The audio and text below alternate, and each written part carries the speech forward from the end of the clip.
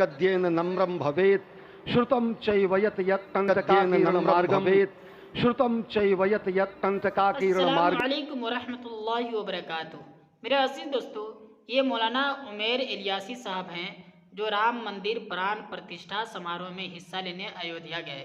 क्यों गए, आप इनका बयान खुद सुन लें और साथ ही साथ वीडियो को आखिर तक ज़रूर देखिएगा। एक और बयान मैं शंकराचार्य का आपको सुनाऊंगा।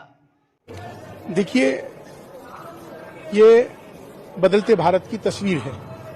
आज का भारत नवीन भारत, आज का भारत उत्तम भारत। मैं यहाँ पैगाम में मोहब्बत लेके आया हूँ। जहाँ तक पहुँचे मेरे साथ, ये आप स्वामी जी साथ में खड़े देख रहे हैं, इसी का नाम भारत है। हमारी इबादत करने के तरीके अलग जरूर हो सकते हैं, पूजा पद्धति जरूर अलग हो सकती है, हमारी आस्थाएं जरूर अलग हो सकती हैं, लेकिन हमारा जो सबसे बड़ा धर्म है वो इंसान और इंसानियत का है। आओ हम सब मिलकर इंसानियत को बरकरार रखें। दूसरा, हम सब भारतीय हैं, भारत में रहते हैं, तो हम सबको चाहिए कि हम अपने भारत को मजबूत करें। हमारे लिए राष्ट्र सर्वोपरि है।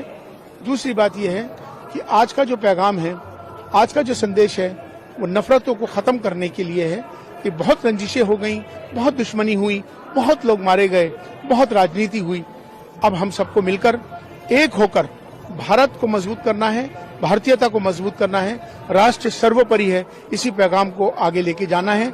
अखंड भारत हमारा बने, उसकी दिशा में आगे बढ़े हम सब मिलकर, यही हमारा पैगाम है।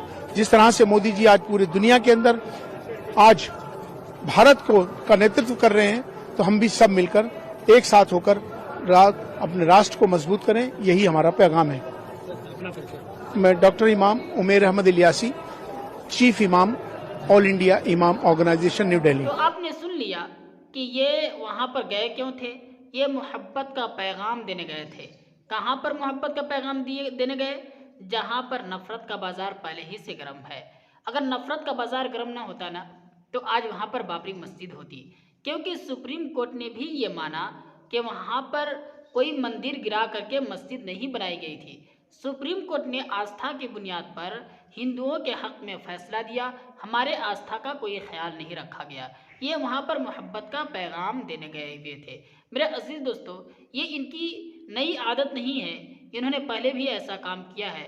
आपने एक वीडियो देखा होगा जिसमें ये मोहन भागवत को बुलाए हुए थे और मोहन भागवत के हाथों से इन्होंने तस्बीहात वगैरह को तकसीम करवाया था।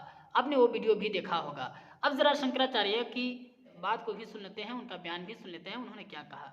जब सुप्रीम कोर्ट ने यह कहा था कि हम फैसला दें, इससे अच्छा है आप लोग आपस में बैठ करके इस बारे में तय कर लीजिए, वो ज़्यादा शोभायमान होगा, तो सुप्रीम कोर्ट के निर्देश पर हिंदू पक्षकार, हम लोग पक्षकार थे, इसीलिए हम भी सम्मिलित थे उसमें हमारी समिति की ओर से, और मुस्लिम पक्षकार जितने भी थे वो और उनके अधिवक्तागण वो सम्मिलित होते थे। कई बार हम लोग बैठे और सच बात यह है कि बैठने का फायदा हुआ, लाभ हुआ। लाभ क्या हुआ कि मुस्लिम पक्ष को यह बात समझ में आई कि लड़ने का कोई फायदा नहीं है, और इसीलिए फैसला आने के पहले, सुप्रीम कोर्ट का जो फैसला आया है उसके आने के पहले हम लोगों ने एक समझौता किया सुन्नी सेंट्रल वक्फ बोर्ड के साथ।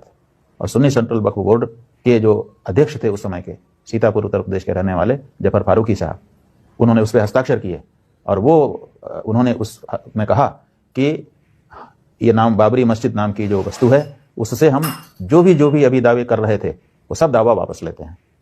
और ये समझौता हम लोगों ने सुप्रीम कोर्ट में दाखिल किया।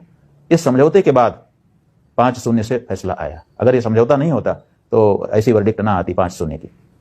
चूंकि मुस्लिम पक्ष ने दावा ही छोड़ दिया था, इसलिए फिर किसी भी को कुछ कहने का अधिकार नहीं रह गया था जजेस को, इसलिए उन्होंने 5-0 से फिर एक पक्ष में फैसला दिया।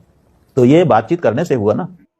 तो आपने सुन लिया, अगर शंकराचार्य की बात सही है तो ये कहना गलत नहीं होगा कि उमैर इलियासी जैसी सोच रखने वाले लोग ही ने दुनिया को हासिल करने के लिए बाबरी मस्जिद का सौदा किया, और पता नहीं इन लोगों ने दुनिया हासिल करने के लिए और कितने घपलेबाजियाँ की हैं।